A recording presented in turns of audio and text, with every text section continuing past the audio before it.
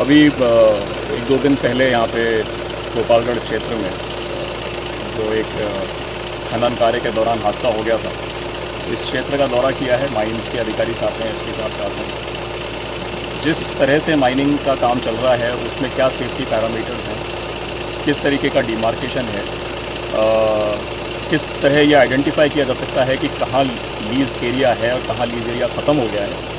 और जो mines department के अधिकारियों ने बताया कि डीजीएमएस के अधिकारी हैं जो माइंस के अंदर माइनिंग एक्टिविटी के सेफ्टी की टर्म्स एंड कंडीशंस तय करते हैं, उनका चेकिंग का क्या प्रक्रिया है और वो क्यों नहीं हो पा रही है, उन सारे बिंदुओं को आज यहाँ पर देखा है। क्योंकि ये जो परसे हादसा हुआ इसके अंदर यह जानकारी मिली है कि कुछ माइनिंग एरिया के बाहर जाकर के एक्टिविटी करी जिसकी वजह से पत्थर ढह गया, परंतु हादसा लीज एरिया के अंदर हुआ। यहाँ करीब 26 लीज चल रही हैं, उनमें और 6 क्रशर यहाँ पर लगे हुए हैं। उनमें भी जो सेफ्टी प्रोसीजर्स हैं, अगर उनकी पालना नहीं होगी तो संभव है कि वैध माइनिंग के दौरान भी कोई ऐसा हादसा हो सकता है जिसके अंदर जनहानि हो। इसलिए जो मुख्य रूप से बात है वो ये है कि सेफ्टी प्रोसीजर्स की पालना कराना बहुत इंपॉर्टेंट है। माइनिंग डिपार्टमेंट समय समय पर लीज एरिया को तो चेक करता ही करता है। इस बार हमें माइनिंग सेफ्टी वालों को भी साथ में इन्वॉल्व करना पड़ेगा जिससे कि उन सेफ्टी पैरामीटर्स को ध्यान में रखा जा सके।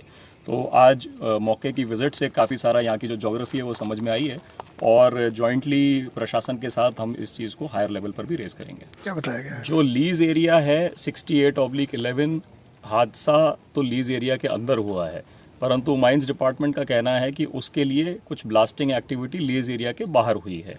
तो वो अभी इन्वेस्टिगेशन का इशू है। एग्जैक्टली एक्सप्लोजिव कौन सा इस्तेमाल हुआ, कितना इस्तेमाल हुआ है, एक्सप्लोजिव किस जगह पर लगाया, वो अनुसंधान के दौरान विस्तार से देखा जाएगा। देखिए, जो एक्सप्लोजिव का सप्लायर है वो एक सामान प्रोवाइड कर रहा है। माइनिंग एक्टिविटी जो व्यक्ति कर रहा है उसको एक्सप्लोजिव इस्तेमाल करने की परमिशन है।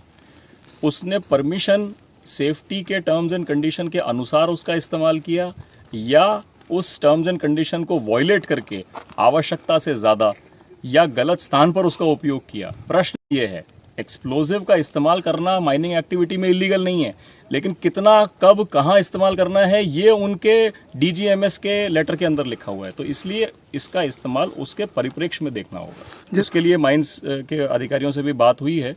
इनका बताना है कि साहब ये जो सारा मिनरल है वो माइंस डिपार्टमेंट की ओनरशिप है, तो उनके द्वारा जब ये मलबा वगैरह हटाया जाएगा तभी ये जो वाहन, अभी इसमें एक पोकलेन मशीन और 2 डंपर दबे हुए हैं, उनको भी निकालना संभव हो पाएगा। उसके लिए कुछ अतिरिक्त संसाधन चाहिए होंगे जो मिलजुल करके किया जाएगा। जो प्राथमिक रूप से जानकारी आई है, 3 लोग उस दिन यहाँ पर उपस्थित थे, जिसमें एक तो घटना होने से तुरंत पहले ही निकल गया था, एक व्यक्ति दब चुका था, एक व्यक्ति कमर से नीचे दबा हुआ था जिसको बचाने का काफ़ी प्रयास किया, परंतु रात भर के ऑपरेशन के बाद भी उसे बचाया नहीं जा सका।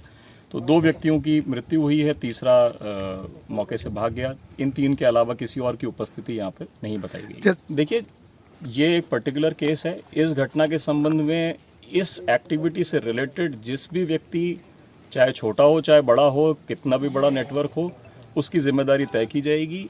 यह इस घटना तक सीमित है।